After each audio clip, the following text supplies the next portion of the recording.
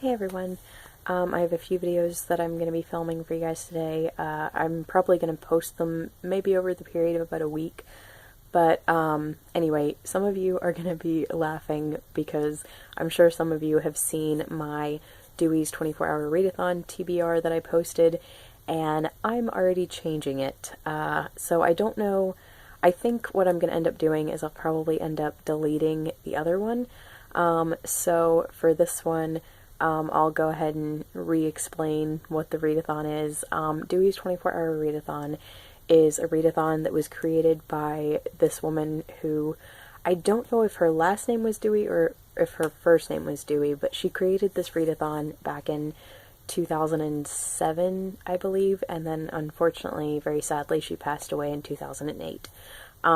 But the ladies over at the Estella Society, Andi from Estella'sRevenge, and Heather, who I don't know if she has a booktube channel or not, but she is part of the Estella Society. But anyway, they host this now twice a year to kind of keep it going and keep the memory of Dewey and what she was trying to do alive. So it's basically a period of time where you try to read as much as you can in 24 hours. And I don't think most people like stay up for it. I haven't decided if I'm going to or not. But yeah, I think most people just, go about their normal day and then try to read as much as they can in their free time, but they still sleep and stuff.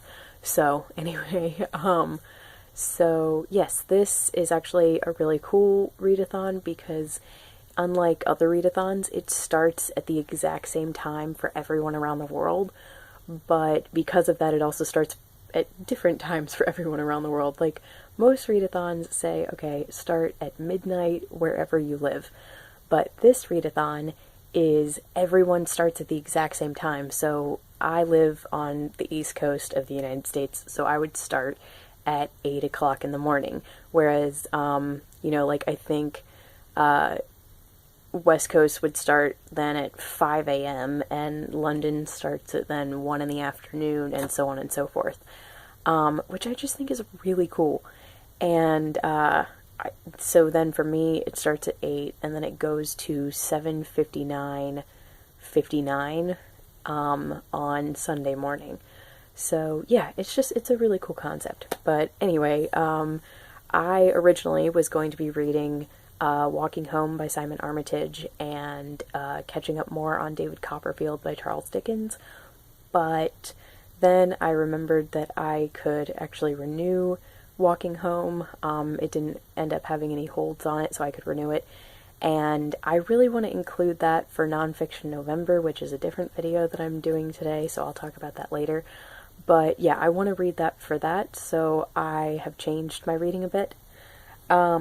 So what I will actually be reading is, I'm going to try and read as much of Demelza as possible today, so I may end up finishing this today, and if I do, then I won't be reading this, but if I don't, then I'll be finishing this up first thing. And then after that, I will be reading Jeremy Poldark, which is book 3, and it's much thinner, as you can tell. And I'm kind of trying to figure this out based on the audiobook times, because I have audiobooks, well, I don't have the audiobooks. The audiobooks for these are on YouTube, and I think the first one with Demelza, I have like 10 hours and 45 minutes or so left, so I'm going to try to finish that today, and if I can't, then I'll finish it tomorrow.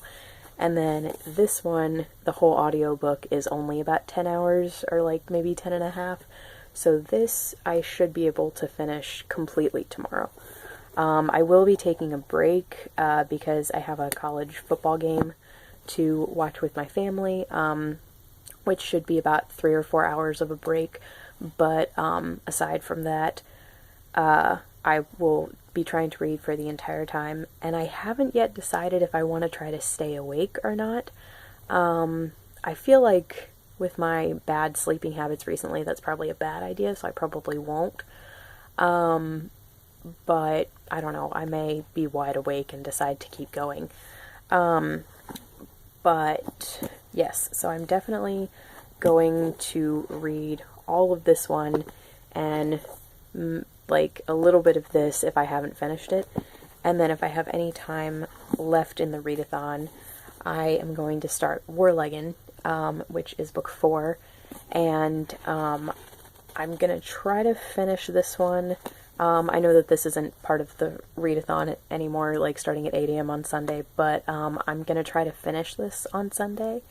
And if I can't, I'll try to finish it Monday, because I have been very bad about continuing to watch season 2 of the show without having finished these books. And the thing is, it's getting to a point where there's something that happens at the end of this book, so at the end of this season, where it's a very important, it's basically a game changer in the book, and the way it happens in the book is apparently very, very different from the way it happens in the show.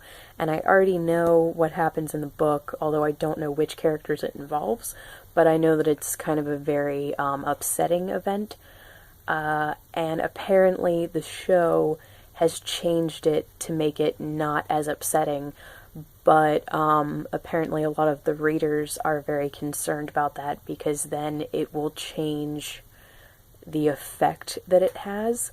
So I don't know, but basically I wanted to find out exactly what happens in the book before I get to that point in the show. And since we're already like the episode coming up on Sunday is going to be episode 5, which is halfway through the season, so I really do want to go ahead and finish these. And, you know, this one is all the way back in season 1, because this book is the second half of season 1. So, yeah, I want to finish these before I continue on with the series. So I'll just, can't talk today. So I'm just gonna, like, record the TV show and wait until I finish this. But the good thing is, if I actually do read as diligently as I'm hoping to this weekend, I won't have to then record another episode next Sunday. So yeah, really looking forward to reading these, and I might, depending on how much I love Warleggin and like how much of a cliffhanger there is, I might end up getting the next book from the library and reading it next month, if I am super impatient, because I just love these books. And yeah, it just depends on how impatient I am, and I love it because my library has, I think, all the way through book 7. They don't have the last 5 books in the series, but I was just gonna order those for Christmas. So yeah, really excited about these, and really excited about the readathon.